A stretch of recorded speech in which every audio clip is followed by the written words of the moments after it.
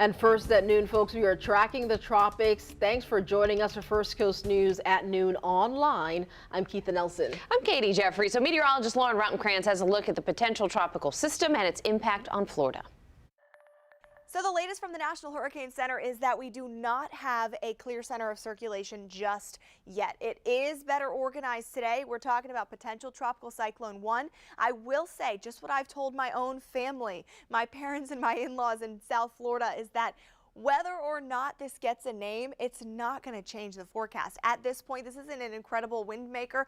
If anything, it is just a big rain maker for South Florida and the Florida Keys. So right now, the convection or the thunderstorm activity still not really associated with that center just yet. So once we get that, probably later on today, we should have Tropical Storm Alex, because those winds possibly up to 40 miles per hour, which would deem it tropical storm status. All right, so that line or the track, of course, headed toward the Coral Gables, Fort Myers area, and then going to be pushing offshore near Sebastian and into the Vero Beach area by later Saturday. So this is going to move on in and move on out, but it's going to dump a whole lot of rain. So the big three is that, of course, Tropical Storm Alex expected to form by later today. That would be our first named storm of the 2022 hurricane season. Flooding south of Melbourne, so think maybe even that I-4 corridor southward. That's where the bulk of the impacts are going to be with this system, which again is the rain. All right, so 8+ inches of rain expected for South Florida. I would say some places like Miami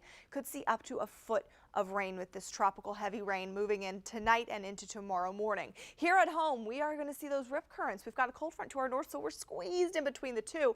We're going to have very breezy northeast winds, especially along the coast. Seas building to 3 to 5, maybe even 4 to 6 feet through Sunday. And if we're lucky, we get less than a half an inch of rain, okay? And so most spots are going to be mostly dry all weekend long. Hurricane hunters currently investigating out there. Not only that, we've got NOAA's planes now heading out and investigating the environment around Florida to see how it will be impacted, this system, as it travels up toward the northeast. They've got that pressure of 1,002 millibars, but again, very lopsided system. All the rain already pushing into the Keys and into South Florida.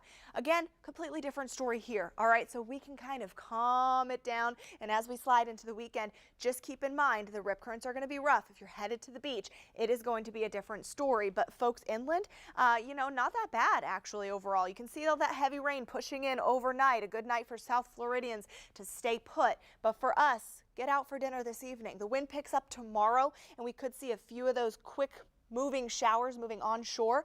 And then into Sunday, I would say what we'll watch are the sea breezes starting to get going once again, and some late day evening storms for inland areas. Otherwise, our weekend is looking all right. Again, we'll have to dodge a couple showers, but windy with those rip currents, I think, is the headline for us. So as far as that Sunday sandbar forecast, that's my pick day because there's less of a lightning risk overall. Some of those downpours moving in on Saturday, could have some lightning in them. Hot today, but slightly cooler with those breezes tomorrow and Sunday.